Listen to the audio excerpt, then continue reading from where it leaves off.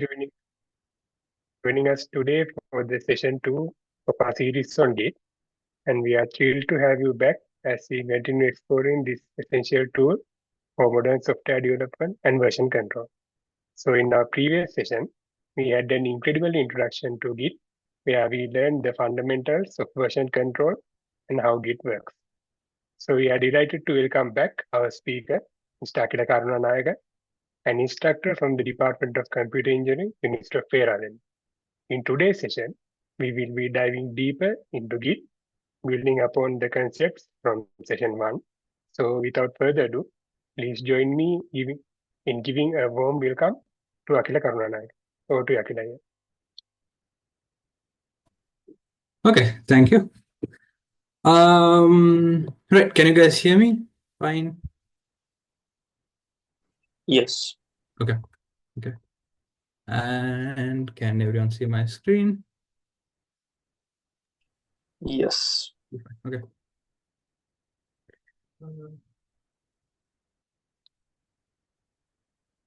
Okay, then start.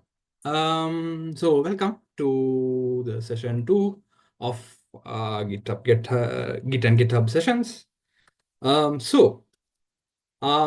Today what I'll be doing is first giving you a brief summary of what we covered in day 1, because it was a lot of technical stuff there related to Git and GitHub.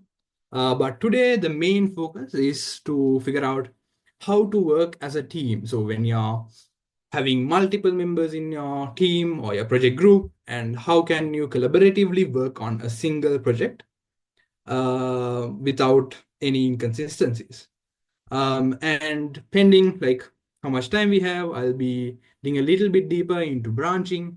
And then of course, hopefully we'll have some time to look at hosting web pages on GitHub. Okay. So far we have learned some of the basics, but most powerful commands in Git. So if I go back, okay. So right now in last week's session, I covered how we can have our own remote GitHub repository and how we can work or clone our own local repository and how we can switch through, like bring back and forth code between the two repositories. So in doing that, we learned a few commands for Git. So we started with git clone, meaning once you created a remote repository in GitHub itself, how do you bring it back to your local computer, local machine? We do that through git clone. And then we checked the current status of the local repository through git status. So I have the last week's created GitHub repository. So if I say its status, it says, okay. And then we also talked about git log, which means checking the previous commit history of a given repository. So I also mentioned that what commits are. So commits is a specific word we used for having sort of checkpoints or save points in our code. So through git log, we can have a look at the commit history of a given project repository. And then when we are creating git commits or save points, I talked about two commands. One is git add, meaning that command will bring together the files or the changes that should be included into one single commit or a checkpoint. So in our initial creation of our GitHub repository, we saw the creation of the README file itself was what's saved in the checkpoint called initial commit. So by using the git add command, we put files to that, like we enclose files into that save point or the commit point. We also call this section as sort of the staging area. So in technical terms, we call it this, like by using git add, we put the files to a staging area or the staging state. Then of course, git commit creates the commit itself. Once you do all the changes, all the commits, in the local repository, you can use git push to push it to the remote repository. And of course, the other way around, when there are changes in the remote repository that is not available in the local repository, you can use git pull to get the changes back. And also, we very briefly had a look at git checkout. So git checkout command can be used in two ways. One is switching between the commits. So to go to previous stages, previous commits, we can use git checkout and use the first 5 or 6 numbers of the commit hash. And also we can use git checkout to switch between branches. And of course, we can say git branch to check what are the branches available. So last week we briefly created a feature branch. So right now we have the main branch, which the repository is in. And then we also have this feature branch. Yeah, so that's about it. In this session, however, I would like to focus on once we have a repository somewhere, so a place where everyone will contribute, and how we can do changes on that public repository. So for the example, I'll be using the Department of Computer Engineering or the CEPD and ACLK GitHub organization. There I have briefly, temporarily created a public repository called Git Session 2025. So I'm going to show how I can do changes on this public repository by using the GitHub and Git commands and techniques tools available here.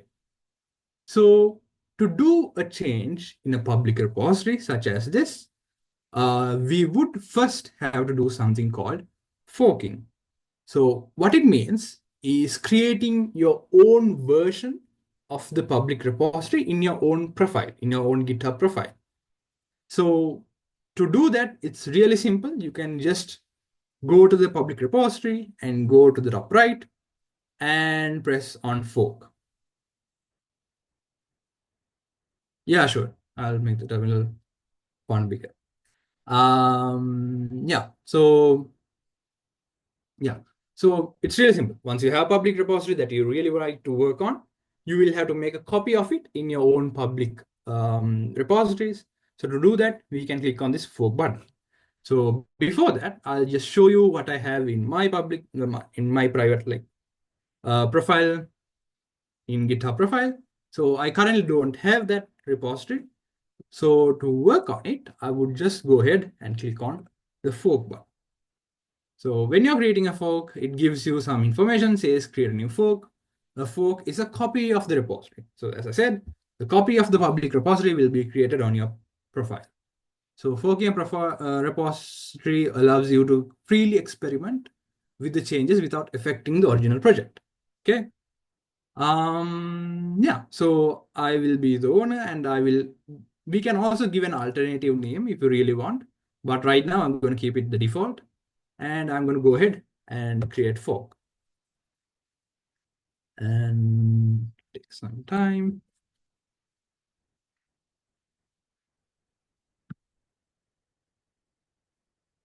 For the people who said that the font is not big enough.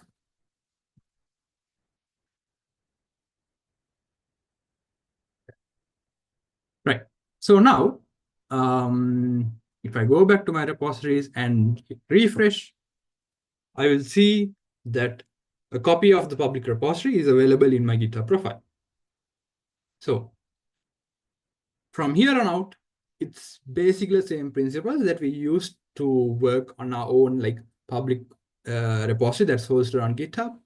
We can go ahead and do the same commands. So we can clone it and work on it and push to it.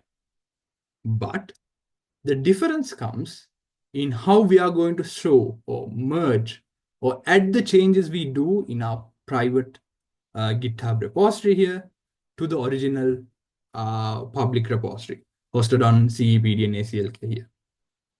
Right, so that's what we're going to do today. Yeah, so this is the last week's diagram. I'll do some changes here. Okay. So what do we have so far?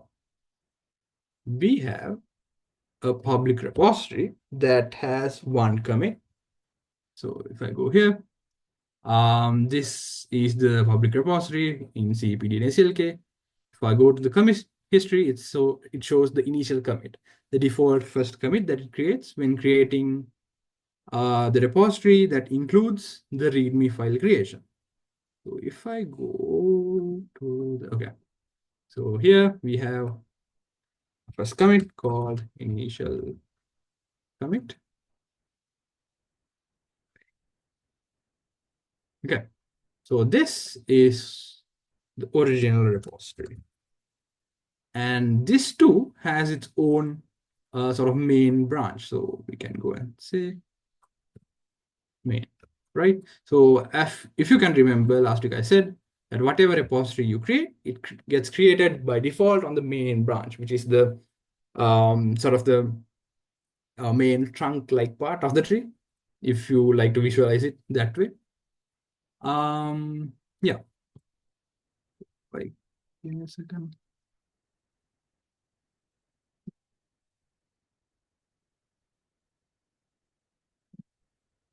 Okay. Okay. Yeah, so this is what's hosted on CPD and ACLK. And then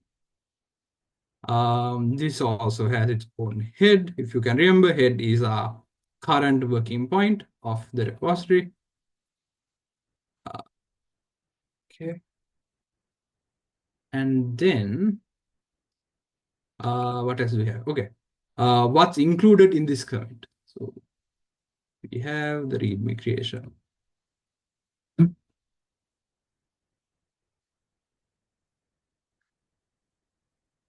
Here. Okay.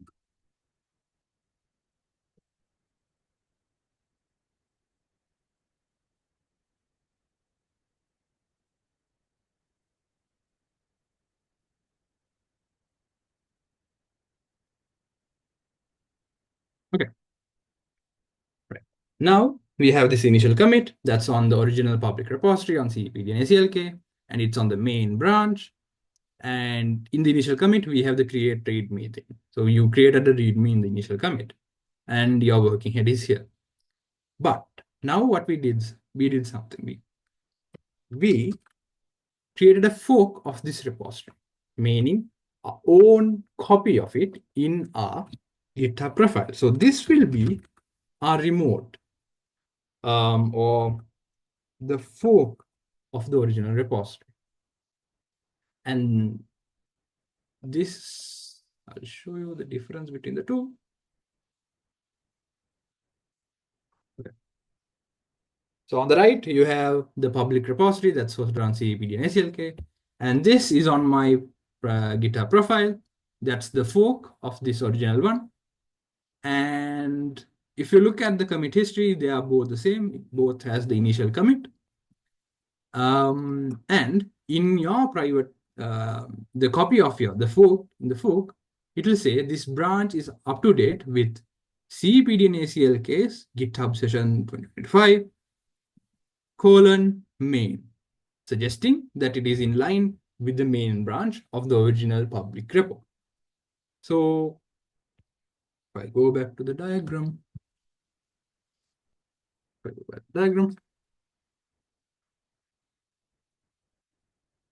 on the right side, we have the original one. Left side, we have the remote fork. I draw a line. Okay. And then we have to go and make changes, right? To do that, we do the same thing we did last week. So what I'll do is do a very simple git clone and try to get this remote repository, into my local machine. So copy the SSH URL, git clone. Okay, now we can go into the GitHub session. can open this up in VS Code to show you what's in it. And so this is the original message or the initial, the original README that's in the public repo. Now it's in the local state, local machine. So what does this mean? This means we have created another copy in the local machine, suggesting this will be our local and it will be in main and it will have the same commit. If you want to go and check, we now know the commands to this. So if I say git status, it's in line with the local remote repository. And if I say git log, it will give me the initial commit. Okay, so now we have these three things. So one is this, and what did we do here? We did something called forking and come from remote repository to here. We did something called cloning, right? But now what we do is make some change. So I can add a line here and say making a change from local report. Okay. And once I do the change, we can use commands that we know. We can say git status to show the changes. You can say git add all and commit and say local repo readme update. Okay. So now we have a commit in our local repository. So what did we do? On top of this, we have added another commit and we have named it local readme update. Saying local readme update. And what did this do? It added a line to the read. So now our head is over here. Right?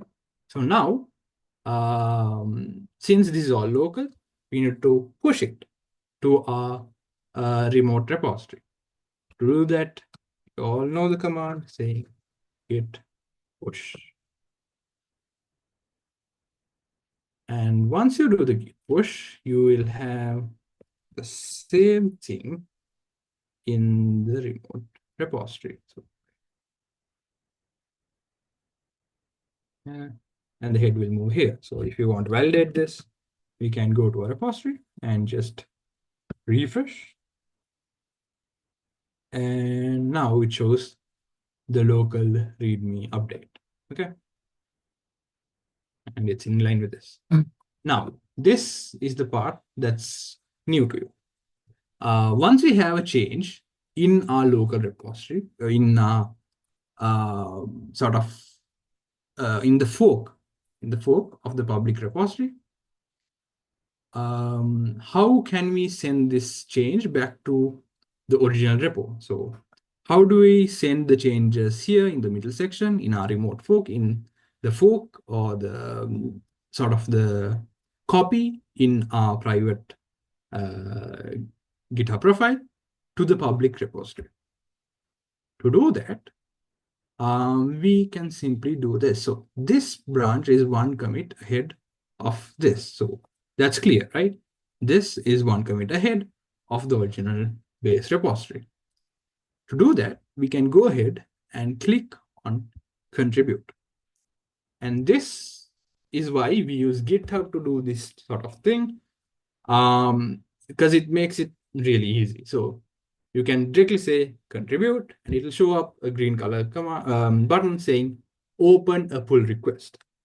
So what a pull request is this person, this repository, asks the original base repository to give a git pull so that the changes here will be added to the base original repository. That's simply it. So once you create a pull request, you can have its very own title, and you can just go ahead and say create a pull request. Okay. So once you do that, like I'll show you what happens in the base repository. So if you go to the base, a pull request is notified here. If you go to that, it will show the new pull request that we have created. And if we go here, it will give us some options. Okay. So now what this guy is asking is, in which way do you want to add the changes here to here? These addition of these changes to here is also known as merging. So by default on GitHub, if there's only one commit in a given pull request, it's usually says git merge, create a merge commit. But if there's multiple commits, it might ask you to give a squash and merge, which is kind of the default if your pull request has multiple commits. Or else you can have rebase and merge. The selection of these options are purely up to you or the organization or the project specifics that you work on. But by default, they will have create a merge commit. So last week, some of you guys asked about merging in branches. So this is where it comes handy. This merge happens in a similar way that branches are merged. So in a little while, I'll go through each of these different branch merges. But for now, I'll select just the default create a merge commit. And I could just say merge and confirm merge. And once you do that, it will say pull request closed. And you can go to the code and it will show up here. Making changes from the local repo. It's in the public repository, right? So this is one part of when you're working with a project, right? So what happened is here. So what happened is there was an original base repository, a public repository you wanted to work on. So you first cloned it or made a copy of it on your own GitHub profile, and then you cloned it into your local machine, and then you did the change. And then you pushed your changes to your remote repository, and then you created a pull request and asked to add those changes to the original base repository. So this is one part, right? This is just adding the changes that I or you have done to original or base repository. But what happens if there's changes in the original repository?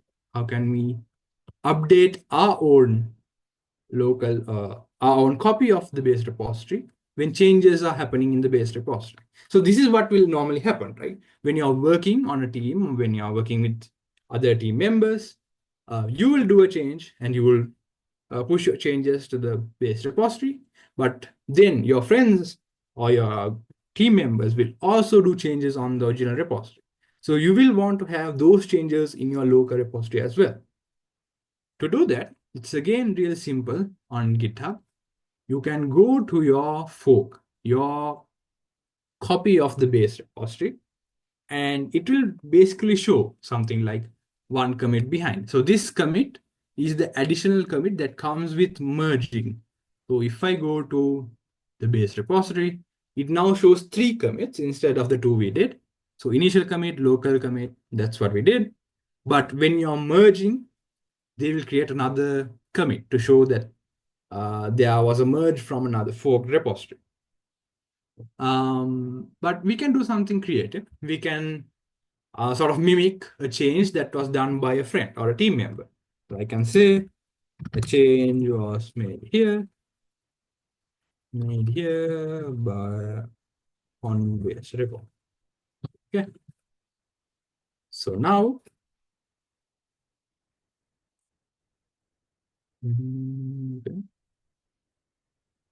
okay. So now this has 4 commits, meaning there was an additional commit update in the README that has the single line update saying a change was made here on the base repository. So what has happened in this diagram? We have a new change in the original base repository here, and it says update README, and add a line to the README base, and now the head has moved here. Now, how can we get these changes to here? So if I go back, this is the base repository, but if I go back to my fork and refresh, it will now show that there's 2 commits. The branch is 2 commits behind the original base repository. So what are the 2 commits? The merge commit and the commit that I just made, adding a new line saying that a change was made from the base repository. To get those changes, we can simply go ahead and click on sync fork. And what this will do, this will give you the option to compare or update branch. So you can simply go ahead and press on the green button saying update branch. And once you do that, you will have the change. Okay, so it's really, really simple on GitHub.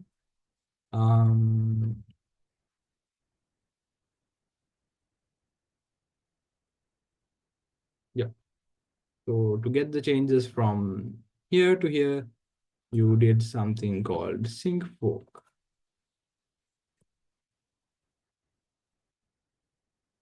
Okay.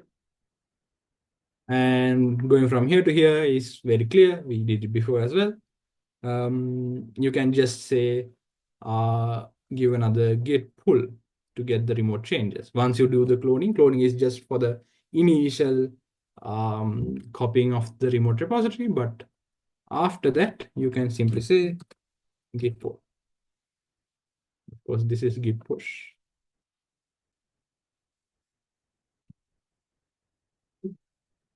So that's basically it for the whole working collaboratively on GitHub itself. So the easiest way to do this is creating these forked repositories. So in the case of CEPD and ACLK, we usually advise students to create their own forks and do this have this sort of workflow, because it's really foolproof and it's really easy, as I just showed. But there are some cases where you will directly be pushing from your local machine to the remote or base repository. That is one of the main cases where branching comes in handy. So when you're working on projects for now or in the default cases, I would suggest using this sort of workflow.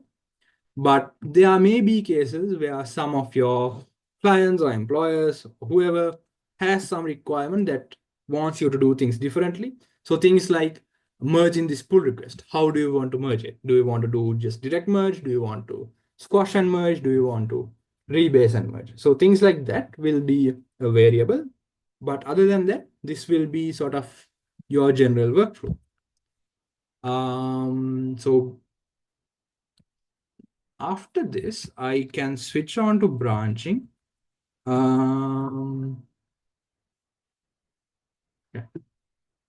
Yeah, so we worked on this and we talked about forking your repositories to your own repos or your own GitHub profiles, cloning, working on a project, making changes, pushing your code, and then creating pull requests, and then also syncing forks. So we covered a lot. So before jumping into branching, do you guys have any questions? You can put them in the chat or just unmute and ask.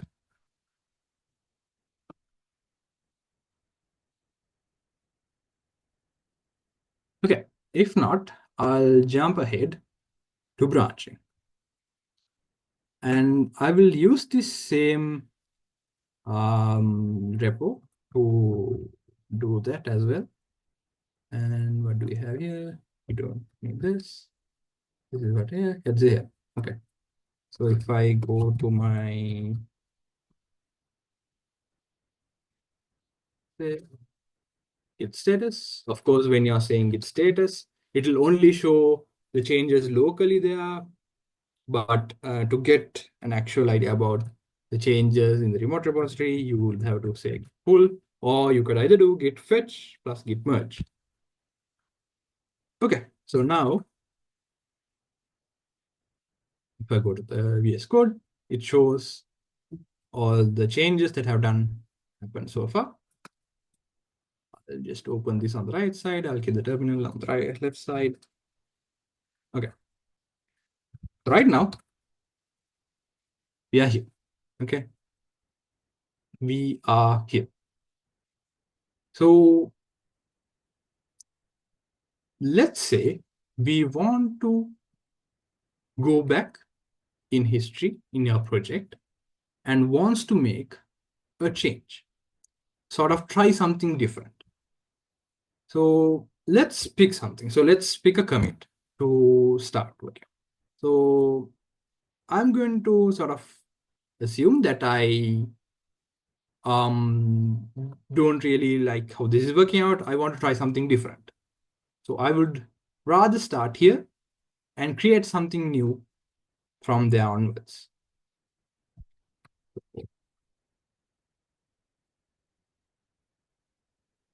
Okay.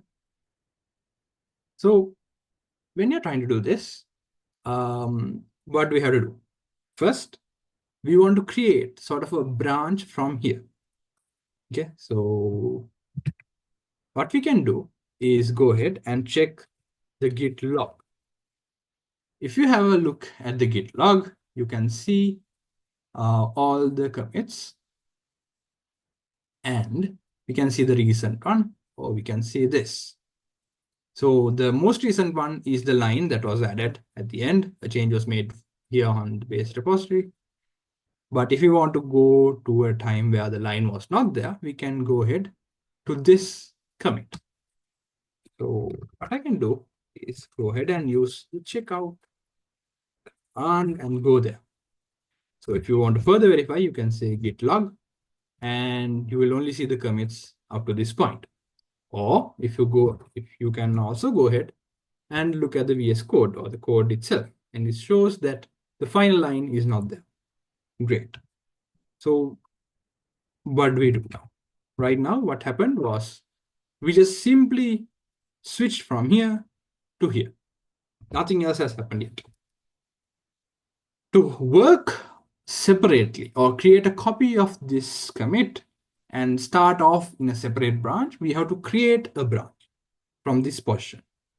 To do that, we will have to use a command called git branch and give it a name. So in this case, I'm going to give it a feature.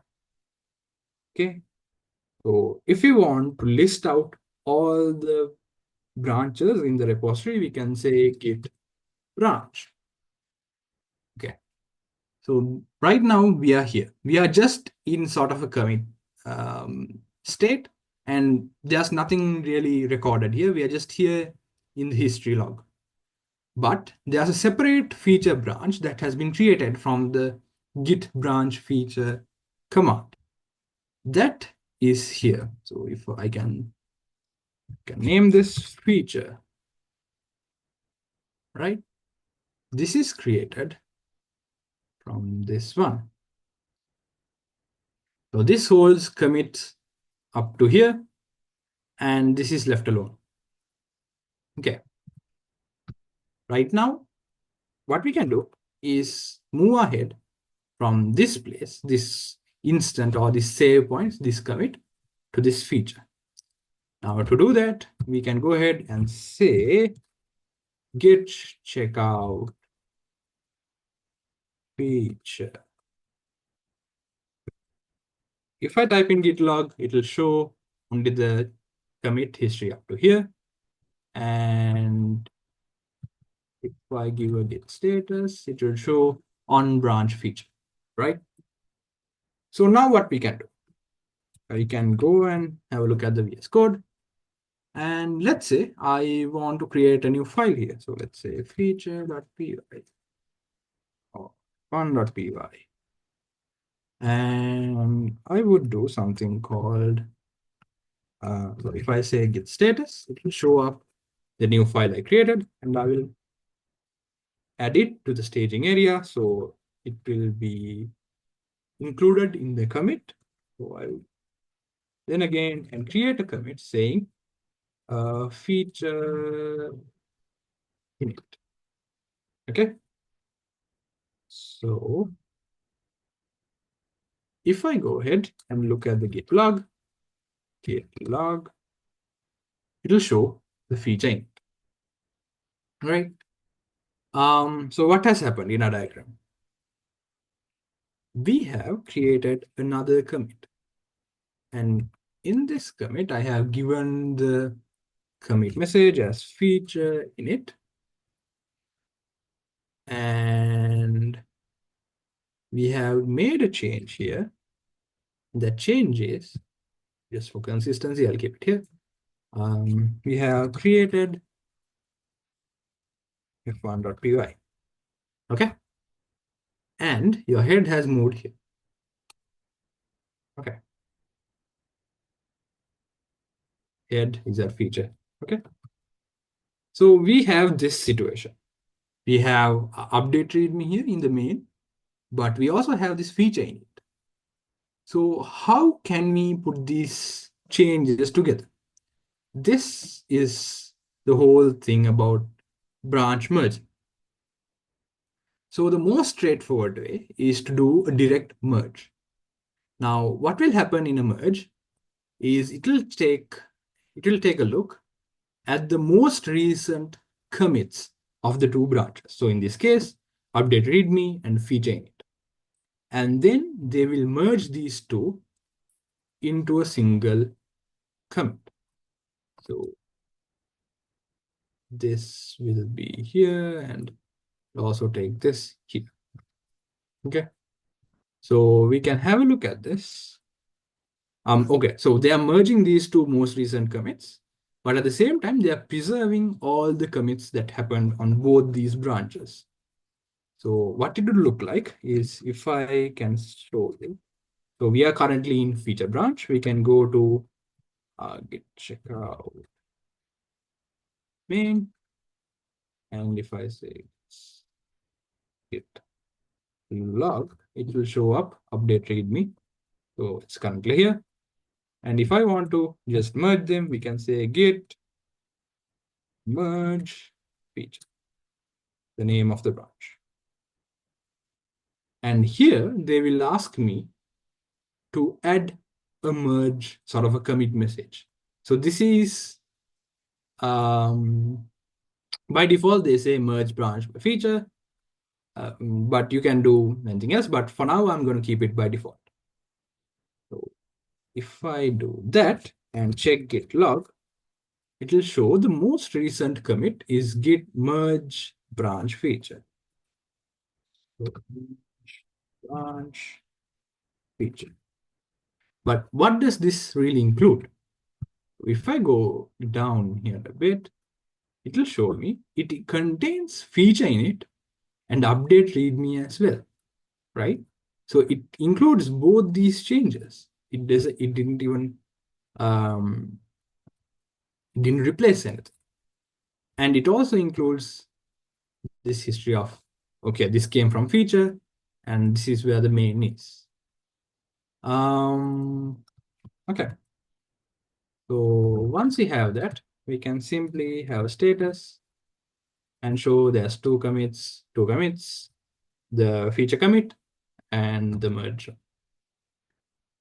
Okay, so that's what happens in direct merge. So if you remember, and if I can go back, in this instance where I better go to the original one, base repository. So in this instance, when I was creating a pull request, does it show the closed ones? Yeah. Or maybe I'll just go to the commit history. So when I was creating a pull request from my fork to the base repository, it gave me this, right? And it also, if you can remember, gave me three options. One is merge, the second one is merge and squash, the other is rebase. So what did I select? The default case, we are merging. So this is the same thing as what I did here in the local, where I created a new commit called merge branch feature. This is the same thing that happened. So this whole Git process actually works behind the scenes. The GitHub process works behind the scenes as branches themselves. So even though you have a fork, it is sort of considered as a branch. Okay. Right. So that's direct merging for you. Any questions so far? Okay. Right. So what I can do, check the Git log, and okay. So let's imagine, because there was a question last week about rebasing. So there's a debate on which to use, Git merge or Git rebase, but they are two different things. By default, most of the public repositories, most of the open source communities, GitHub repositories use merge because it contains all the changes that has happened, all the commits. So it's easier to debug, it's easier to track. But there are some instances, this is preferable in local projects that you worked on personally, or sometimes some groups, some teams use rebase. But the whole idea is based on rewriting the commit history to have a cleaner commit history. So if I just copy all this here, the whole idea there is, if you have this situation, and let's say, yeah, if you have this situation, and let's say you have another change here, and just for clarification, do something here. Okay. Let's say there's a situation like this where you have your main repository and you have your feature branch, main branch and feature branch. And you have done changes in the main branch itself. So this is ideally the case where your teammates, project members have been doing changes, but you have been working on your feature branch. How do we add them together? How do you merge them together? So in the rebases case, what it does is it takes out this whole thing and it plugs it here.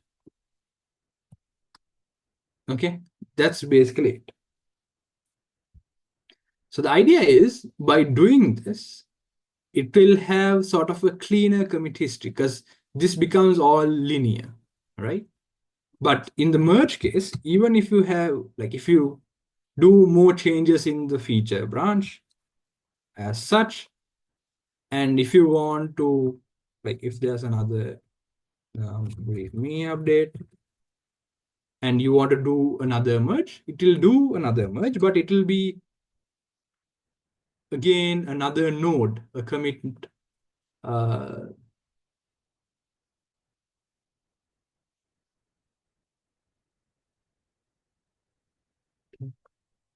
Is the screen sharing or not?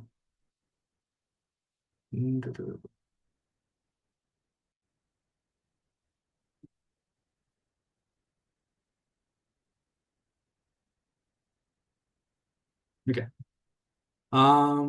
Yeah. So in the rebases case, it just directly takes out the feature branch and tries to plug it in here, so that it has sort of a linear approach, a linear commit history. But in the merge case, if your feature branch is kept on and you want to do merges during development, it will happen in such a way. So there will be multiple nodes, multiple commit nodes saying that these mergers happen from the feature branch. Okay, so some people really prefer this, some people prefer this, so you can track them. But in rebase's case, obviously it's cleaner commit history, but it's kind of hard to manage when there's multiple people working on the same project. I can also show how rebase happens. So if I go back to the diagram, I can maybe make a copy here. Yeah, this is the whole explanation, but we are currently somewhere here.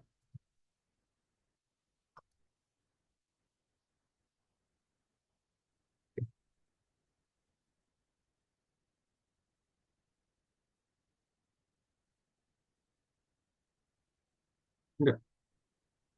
So this is our situation. If I go here and say log, log, it'll show me the merge branch feature at the top and git feature init, update readme. So that is consistent with what we find here. But if I go ahead and switch to the feature branch, it will show me up to git feature init. Okay, so let's go ahead to the main branch. And let's just create another branch from here. So let's create something called F2 for feature 2. And if I go ahead and take all the other branches, F2 is popping up here. So what is F2? It is a copy from here. Okay, it's another branch created from here. And this will have the initial commit as git branch, merge branch feature.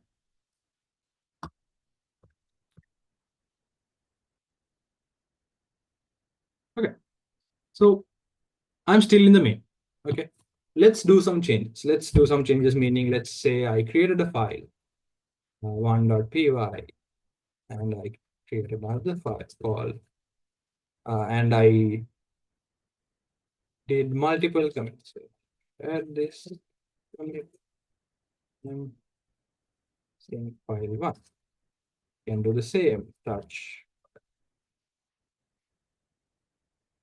2.py, add all git commit and file two. Okay. If I check git log, there will be two new commits, the creation of file 1 and file 2. So in our diagram, this will be file 1, and there will be another one called file 2.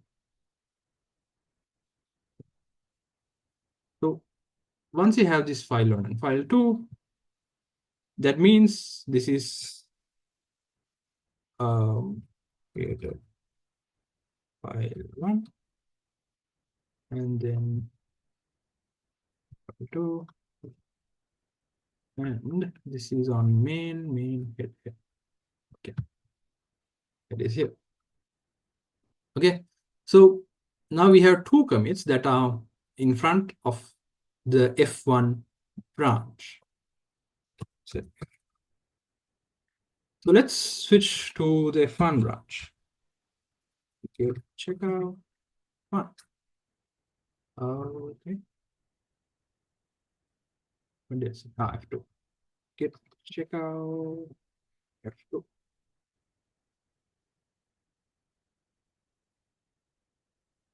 So let's do some changes here as well. Let's do touch file1 and say F2 and do the same. Git commit.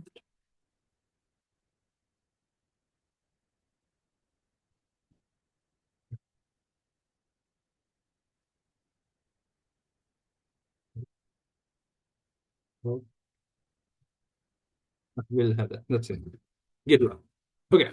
Now we have a new file in the feed F2 branch called, they call it file1 F2.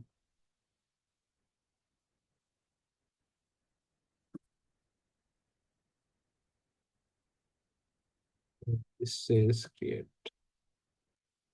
file one. Let's go to. Okay. Now, as you can see, we have multiple commits in the main branch, and we have multiple commits. We have a commit ahead in F2. So let's try the rebase example. So what will happen? What we first want to do is take this out and try to plug it in here, right? So make it so that it is at the top, or it is in front of the most recent commit of the main branch. So to do that, we will simply say, so let's take this git log. Right now, we are at file 1 underscore F2, and before that, it's just merge branch feature. Okay, so that's clear, right? And before that, it's feature init. So that's also clear. Okay, feature init, right? So to do this, to take this branch where it was previously over here, it was previously over here, but now to remove it from there and to put it in front of the most recent commit of the main branch, you would have to use the rebase command. To do that, we would have to first check which branch we are in. So we are in F2 branch. To put this branch in front of the main, we have to call this command from the F2 branch itself. So we would say git rebase. So rebase, change the base of the current working branch with main. So once you do that, you can go ahead and check the git log and what has happened. Previously, it was just file 1 underscore F2 and then merge branch feature. But now it has replaced, right? Merge branch feature means this, and then it has file 1, and then it has file 2, and then it has file 1 F2. So what rebase does is basically checks the same, or first checks the same information in both the branches and takes them as one. So this is overlap with this, but the next things that come after it has been added in front of the most recent commit of the main branch. So this is where we are at currently. In the feature branch, this is where we are. But to add it back to the main branch, because the main branch doesn't know about all this, to have this all here, we would have to go ahead and switch to the main branch. And if I go and look at the git log, it's still at F file 2. That's okay. It's still here. It doesn't know about this whole thing. It doesn't know about the feature branch that has this happen to it, that has rebased, right? So to bring it here, to bring this commit here, and to make this all linear, we would have to call rebase again, but this time from the main branch. So we can do is call get rebase and call about F2. Once you do that, check git log, you can see how it has become consistent. File 1 underscore F2 has come here, And this is also here, and here is here. Right? So that's what happens in rebase, basically. Okay. So rather than having this sort of thing happen, where it says that you have merged the branch feature, there's no merging here, right? There's no merging here. It just says that all the commits have happened in the main branch.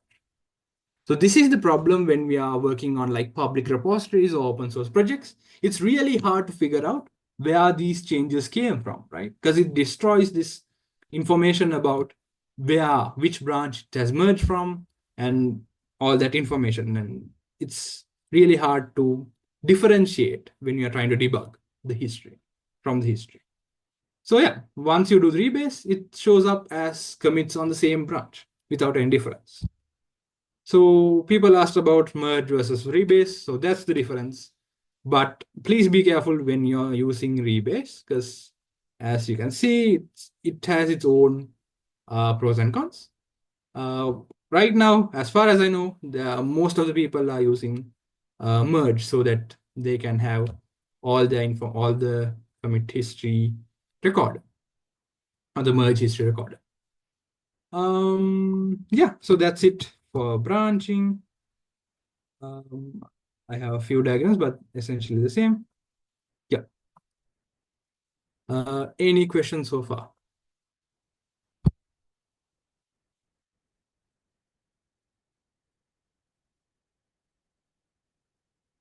Okay.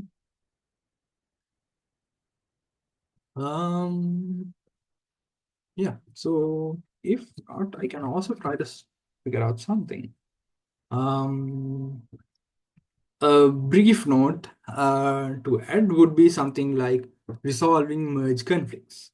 So merge conflicts happen when Git itself doesn't know how to figure out what change to accept. So this would happen quite often when we are trying to merge changes in the same file but are in two different branches. So say right now we are here, but let's say we have a separate branch and we do edits on the same file at the same time.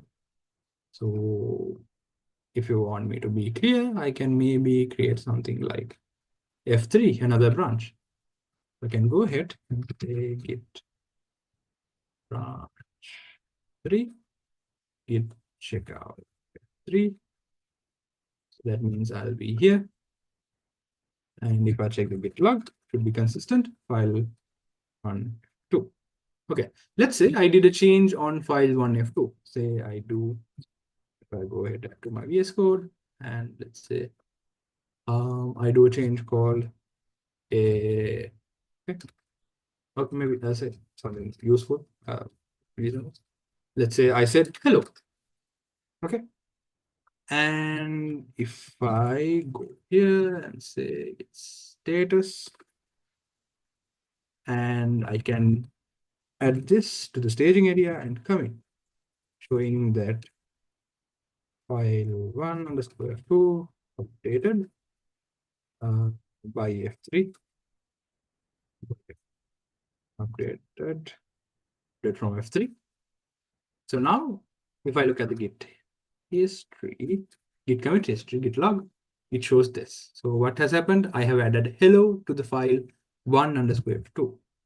So in this here, we can see this. So what was the commit? File 1, 2, update F3.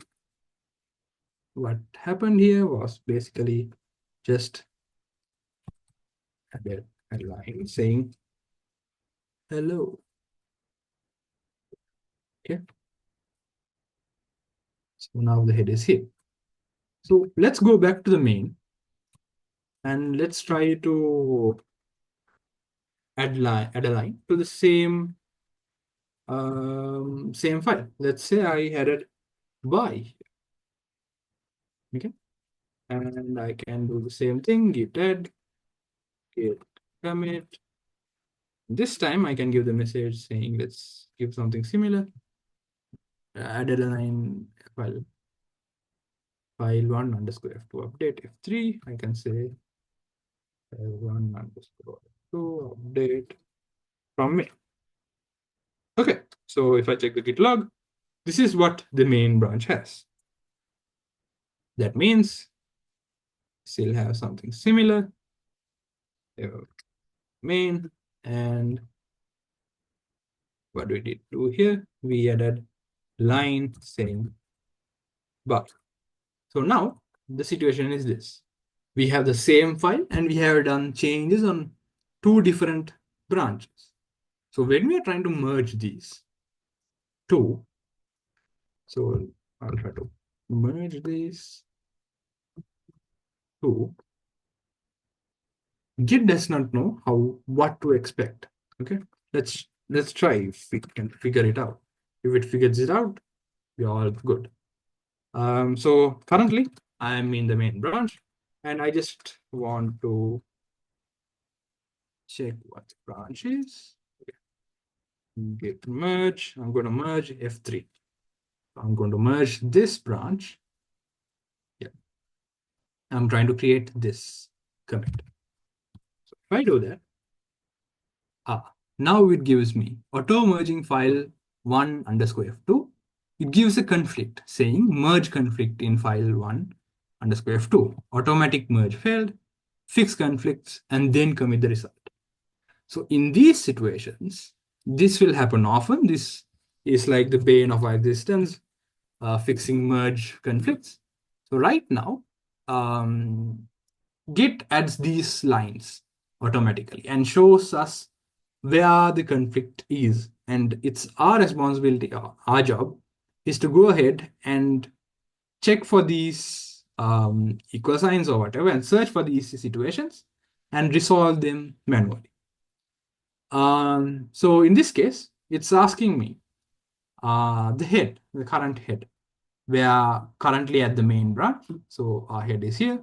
So current change is by, right? That's what we did in the main branch. In the main branch, we had something called by. But from the incoming change, it says hello in the same line. So it's asking us what to keep in this file underscore F2. What we can do is just manually change the things that we want. So let's say I've decided I would keep by and I would just remove the rest of it. Okay, and save.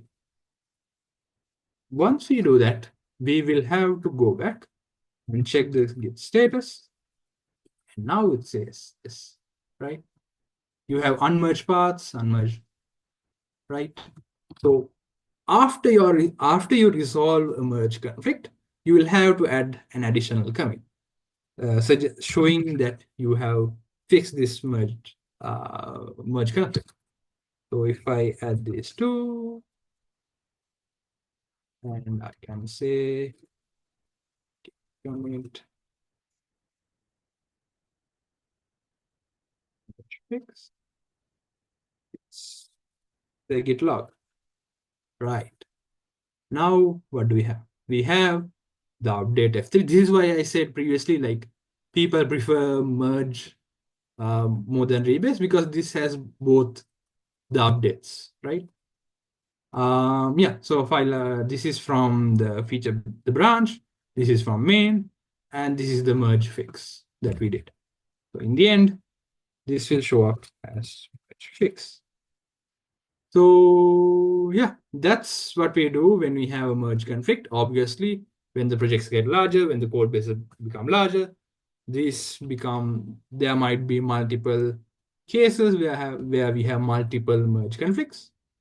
Yeah, so this is basically it in about working in teams collaboratively through Git and GitHub. So I've shown you how to work in GitHub itself through forking, but also if you want to, you can work with branches where you are directly pushing to the main base repository, where you will have to work with branches, merging and resolving merge conflicts.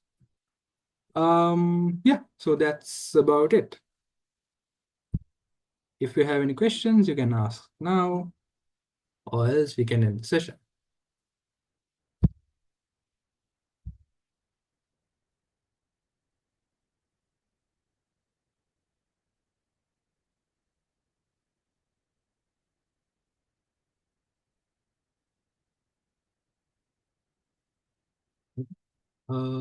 Guys, you guys want to take over?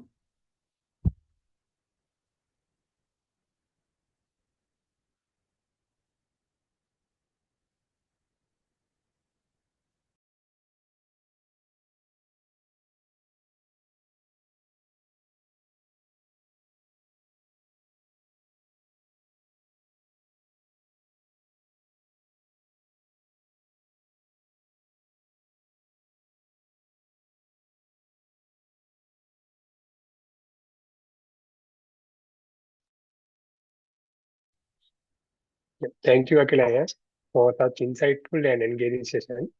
And this session had been an incredibly valuable for all of who are looking to deepen the understanding of Git.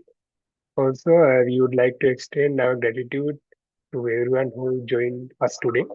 Your active participation and enthusiasm are what makes these sessions are so rewarding. So until next time, stay curious, keep coding, and have a great day. Thank you.